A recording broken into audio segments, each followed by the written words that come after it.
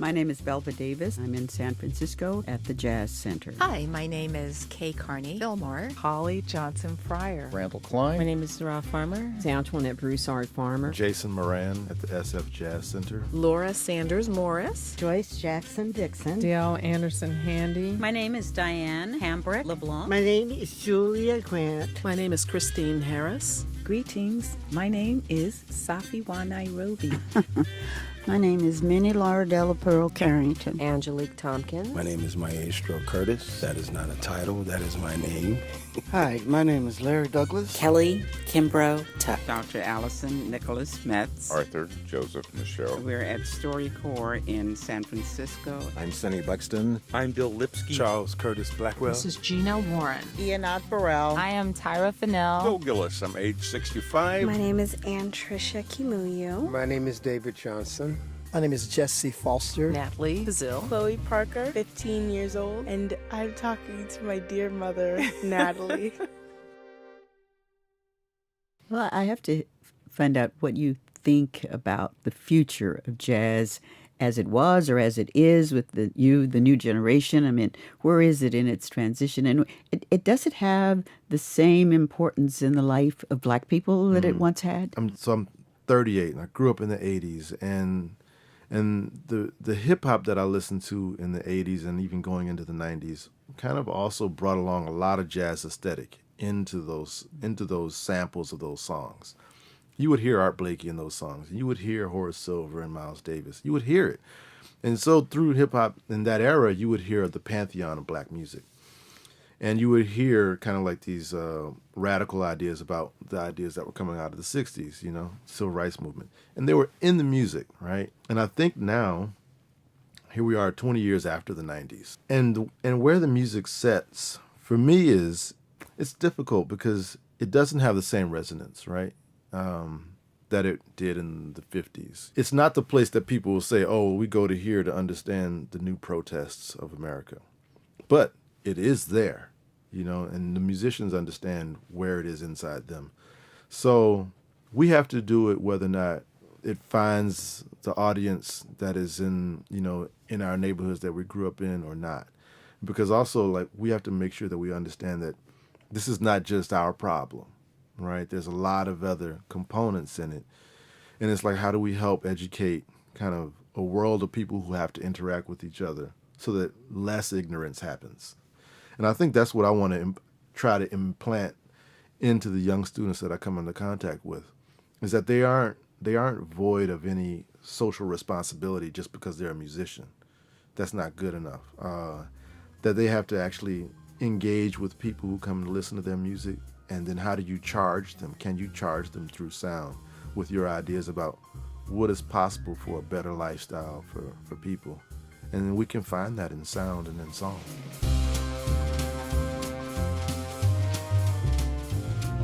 Tell me why jazz is important to you. Jazz is important to me because I grew up with it. I'm from Mississippi and grew up on the Mississippi Delta Blues, and it's a short transition from the Mississippi Delta Blues to jazz. Jazz has been my constant companion since I was in high school. And it's helped me to be a more creative person, to be a better problem solver, to think outside the box, as they say. Jazz is known for improvisation, and that's the basis of creativity, and that's my relationship to jazz. Music was always the background to everything. In your home, to everything, and I loved the music of my parents' generation. They taught us to dance, and you know how little girls will put their feet on their dad's feet, yes, and dance, and both my mom and my dad taught us to dance, and we would love to watch them dance because they were so cute together. They were good, and that has always been a backdrop, and that was usually big band, swing. Oh yeah, Duke Ellington and Count Basie. Indeed. I remember those days. My grandfather was originally from Beaumont, Texas, and his name was Wesley Johnson Sr. Everybody knew him in the Fillmore because he always had a white Texas cowboy hat on, but not, like the ones that you would see in the old westerns. This is the one that you wear if you're an aristocratic cowboy. My grandfather owned a bar called the Texas Playhouse, also known as the Club Flamingo, which was on Fillmore back in the heyday of African Americans and their presence in San Francisco, where we owned all of our own pharmacy, lots of black doctors. We had our black liquor store, restaurants, and of course the clubs and bars that were owned by African Americans in the Fillmore. There is a restaurant called 1300 on Fillmore, and my grandfather's pictures and slideshow is actually featured there, where there are pictures from Club Flamingo. What led to Jazz in the Basement was because the repercussions of the scene crashing like that was there used to be a time where you'd go out and hear music like in the early evening, like 7 to 8. So my wife and I was having dinner one night, and so we finished dinner. So I said, well, let's go out and hear some music. And Michelle sardonically goes, where? And so she said, we have this studio downstairs where you teach. Maybe we should, what do you think? And I said, yeah, good idea. What actually is your favorite music memory? My favorite music memory. One was being out with a couple of friends, deciding let's go to the club, listen, someplace that has music. And we were down on Fillmore in San Francisco, near Chestnut. And we were listening to this little jazz band, and it was a Latin jazz band. And there were people that coming out of the audience and going up and playing, And then one of the musicians asked, anybody know how to play the congas? And being that I thought I was decent, had enough nerve to get up there and play. And I played a couple of sets, and was really exhilarating to play in front of a crowd. Small crowd, but it was still a crowd. Mm-hmm. Talk about the audiences. I mean, that was one place where before integration, people were integrated to a degree. I like that. We used to call them salt and pepper clubs, where you saw white people and black people all intermingling, all enjoying the music at the same time. And that today, oddly enough, doesn't exist as it did in those days.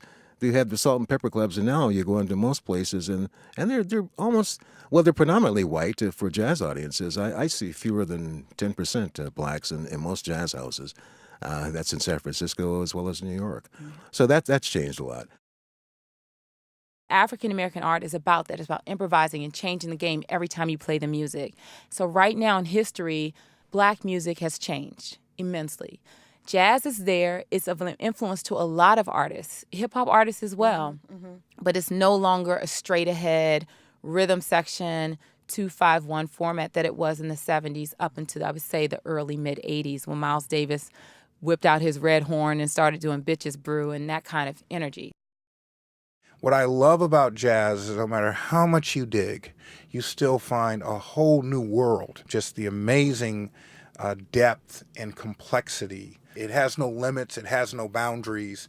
You can find yourself in the classical phase, in the bebop phase, in the Miles, electric phase. There's just such a strong and wide footprint in the art form that it makes a major contribution to what I do professionally.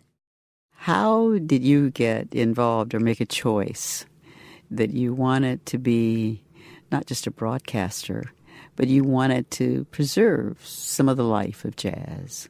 I guess it chose me in a way, We all go for a radio gig but have no idea exactly where it's going to be. Is it going to be hip-hop? Is it going to be rock? Is it going to be pop?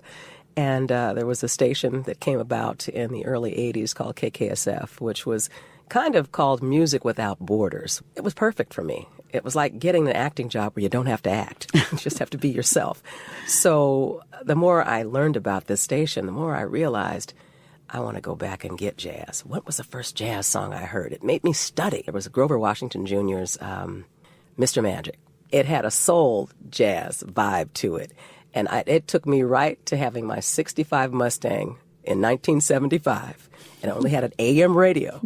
And I said, wow, that song just made me feel like I just go down the highway as fast as I can. And it just gave me joy. It took me right back there. So that's when I understood that's the power of music. It can take you anywhere you want to go. This generation has to know about that because jazz is, to me, not necessarily something that is so cerebral. If you don't feel it, it's a shame. Because if you express that you feel it, that artist is going to be on the stage and play notes that they've never played before. Because it is a living, breathing thing. And it's just like what those old people say when the spirit comes in. Yes. You might want to call it whatever you call it, but to me, that's what it means. To me, that's what it means when you see somebody go off and riff and just start playing things that they feel. If you're following along with them, you go, they're going to get right back to that original melody. But the story they're telling in between is their own. Well, thank you, Grandpa. I know sounds like our time is up, but that was a great interview, and I think we'll have to do this again. I have plenty more questions. I think you were my perfect choice to do this. You're special for me. Huh? You're special. In what way?